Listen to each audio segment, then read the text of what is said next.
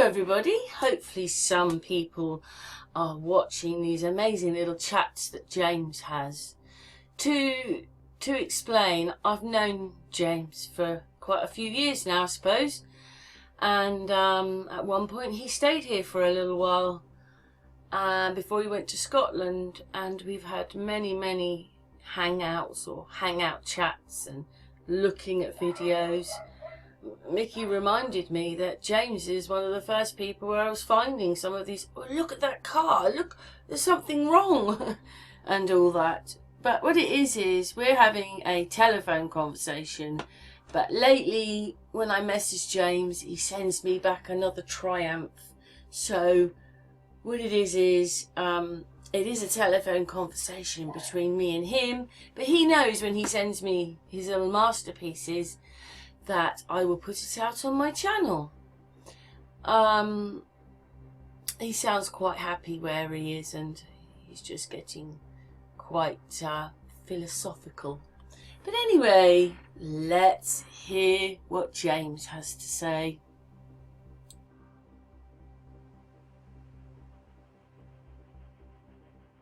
Something that seems to be making a more regular appearance is retrospective notifications. It's where you'll get a notification, maybe on YouTube, several days after the video has been released, rather than before the video is going to be released. And likewise seems to be across all social media platforms, similar sort of experiences. Personally, I can only mention the sort of metaverse world ones, WhatsApp and Messenger. But that may seem a bit annoying, maybe a little bit frustrating, and it may seem quite reasonable to say, oh great, now you tell me. But is it? What can we learn from this? What is it really saying? Well, if we take in the external sense, in a way it is saying, rather than waiting for a notification, or in other words, are you just going to sit there and let the system prompt you? Or are you going to take active steps? And if you feel drawn to a particular channel, for example, or you like what they're saying, wouldn't it be in your best interest to just actually physically go and have a look at that channel? Click on your subscriptions, find the channel. If it's one you watch quite regular, you'll probably find it's near the top of your list, so you won't have to look far, and just click on it and see if there's a new video appeared. So you're then taking active steps. You're not waiting to be told. You're not waiting for the system to provide you with the answer. Hopefully, at least some of you listening to this will already see where this is going. Right, that's the external. Now let's flip this round to the internal. This is where it really counts, and this is basically what is being expressed with these retrospective notifications.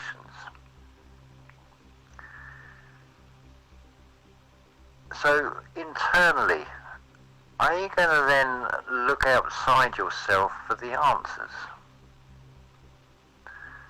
So where are the notifications coming from, if it's all an inside job, if it's all going on internally? I would suggest that what is being shown by the system is it's saying, take active steps.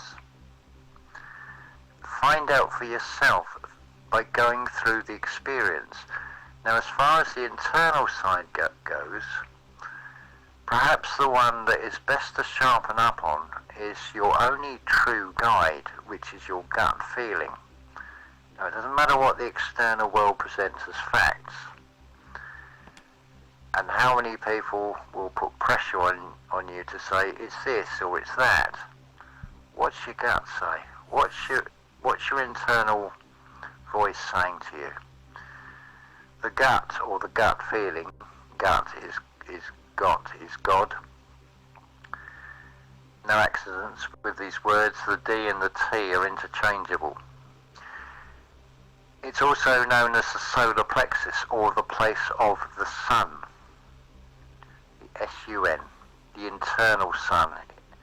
Hence you've got that song, "Oh Black Hole Sun, Won't You Come?" It's the Christ consciousness raising up inside oneself. But you've got to take active steps inside yourself and do that internal work. This is crucial.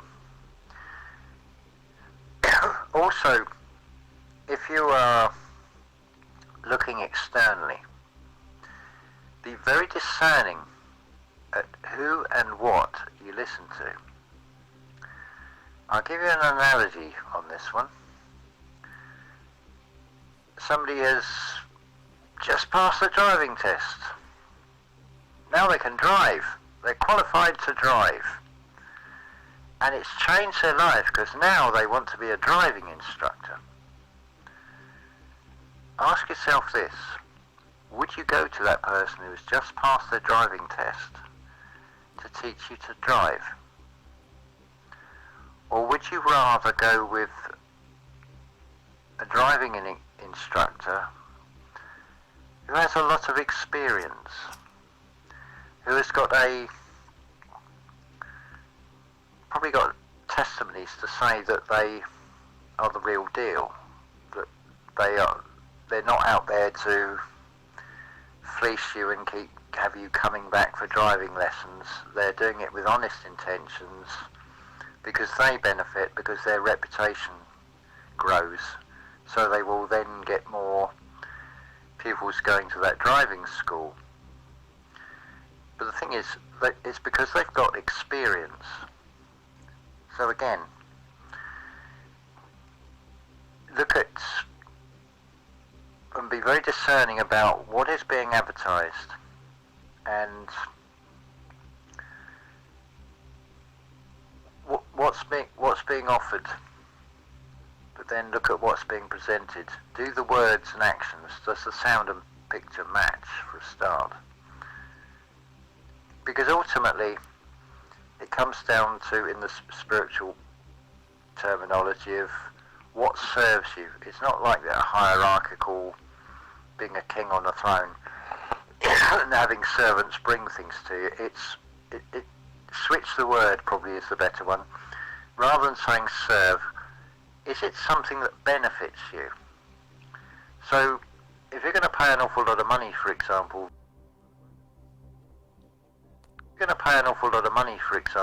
to go on a spiritual course or whatever,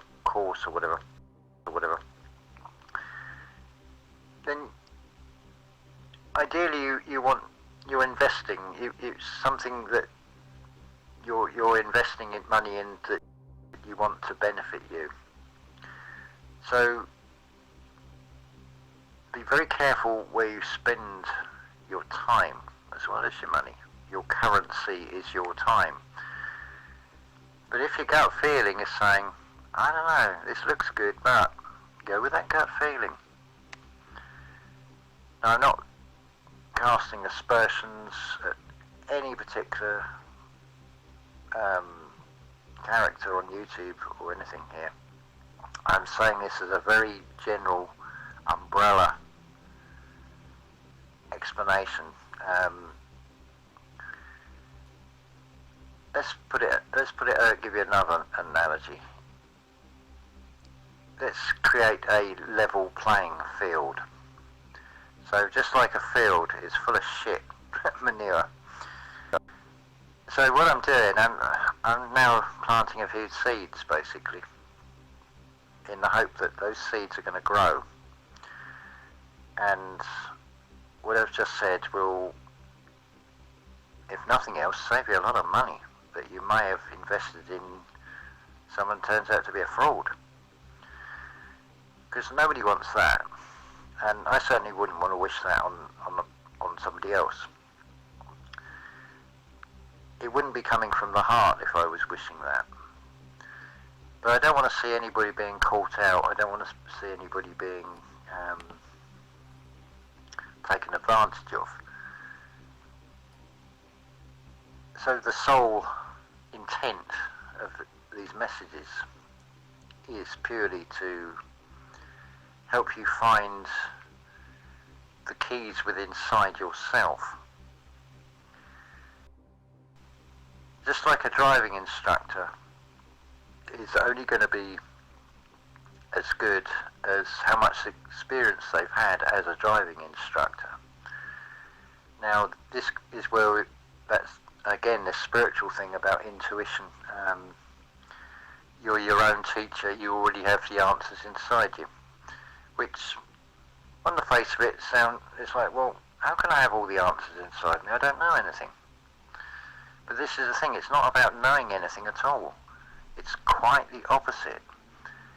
It's quietening the conscious mind that's always seeking answers externally, and being able to tune yourself in to that internal feeling from the gut which already knows. You're your own student and your own teacher within inside yourself. This very much is all an inside job in the positive sense. I think you can see that is reflected in a very negative way in the external world. I don't think there's any doubts on that one. The actions show it. So it's through going through the experiences is how you become your own teacher and your own student. How are you going to know? Take, for example, I don't know, beans on toast. How are you going to know what beans and toast taste like unless you actually try it? That's just one very minor, everyday example. But I like to use the everyday examples because they are things people can readily identify with. So it's just then applying the same principles to internal learning, spiritually enhancing yourself. I mean, I could play the part here of being like the emperor, and it's a thumbs up or a thumbs down, or I'm totally indifferent. I don't care how many people wake up. I don't care how many people don't wake up. But ultimately, it's their own actions that are going to be the make or break. If people are that close-minded or that willfully ignorant that they totally refuse to look at anything except what they believe in, that blind faith. And it doesn't matter, it doesn't even have to be a religion. It could be another type of religion, like science, or anything from the education system, which is about repetitive learning, learning what the system is telling you is true. I'll leave you to decide for yourself on that, because it's always half truth, half lies anyway. This is where the discernment comes in. This is where you have to look at the yin and the yang and see both sides and remain in the middle of it, staying neutral, being indifferent. Don't be like everybody else. Be your individual sovereign self, basically. So I think I'll stop there because we're up to 13 minutes. There's quite a lot. I could go over the points again, but why should I? I've already said it. And I'm not saying that to be cruel. I would recommend that you do exactly, we use the driving again, the turn indicators, the flashing indicators. It's recommended that it's got to be 3 flashes before it registers. It goes back to that old thing with the sniper, 1 to see the light, 2 to take aim, 3 to fire. It's another everyday analogy. So, if you like what's said here, play it over twice more. See how much is stuck in your mind first time round. See also, as I've been talking about things, where your mind has gone. Where things are relatable. Has your lower conscious mind now took you off? Oh yeah, I remember when that happened, and oh shit, what was he saying? There's nothing wrong with this. This is just sorting out that internal dialogue within oneself, being the observer of your own thoughts. So when the lower conscious mind does that, it does that because it's like a frightened child. It's something. This has now been faced with something different. It doesn't like that. It's constantly loving and reassuring that inner child, which is your lower conscious, that thinks it knows best. But it comes back to you. You've already got the answers inside. It's just a case of like rewiring, resetting yourself. There's your great reset. Again, it's all internal. So repent. Now what does repent mean? As Neville Goddard says, it means having a radical change of mindset. Being open to new ideas, because there are many people who will crucify themselves. They will be crucified. But they will do it to themselves because they will nail themselves to a particular belief system. No matter what it is. And a lot of them are actually false. But their ego gets in the way. They may have built a career on it. Say like a university professor or an archaeologist. They're not going to shift from that. So don't try and change them. Realise what you can change and realise what you can't change. But ultimately, the only thing that you can really change is inside yourself, because it is all an inside job. So we'll leave that one there. That's now up to 16 minutes. So plenty of food for thought, plenty of seeds I hope have been planted. May it be planted on fertile soil.